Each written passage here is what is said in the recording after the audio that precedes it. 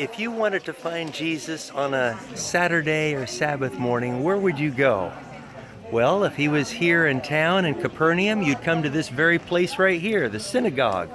This particular synagogue was built in 300 or 400 after Christ, but it was built on the foundations of the very synagogue where Jesus was and where he worshiped on Sabbath day. It was his custom, according to Luke 4:16, to worship on the Sabbath day. So when he was in Capernaum, he was right here in this synagogue.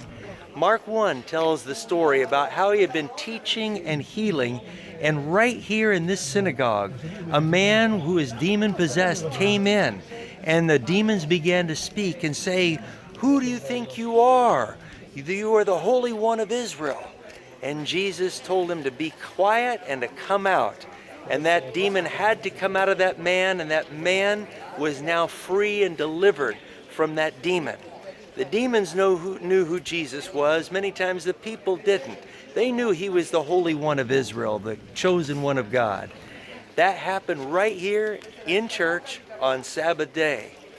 And then we read also that there was a man with a shriveled hand who came here to the synagogue to worship on the Sabbath day.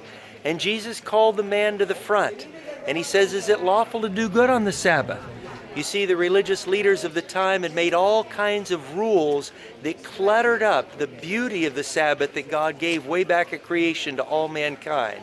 And Jesus came to brush away those human traditions of the Sabbath and exalt the purity of resting, being blessed, and being sanctified on God's holy day, the Sabbath.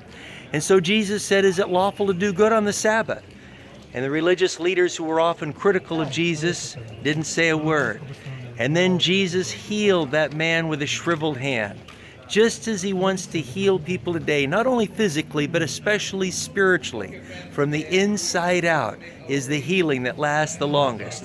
Many, many things were done here in this synagogue, but the greatest is that the Son of God came down and, as his custom was on Sabbath, spent every Sabbath morning right here when he is here in Capernaum in this very synagogue.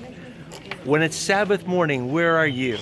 If Jesus is in your heart, don't put him in trouble by not taking him to church, but gather with other believers.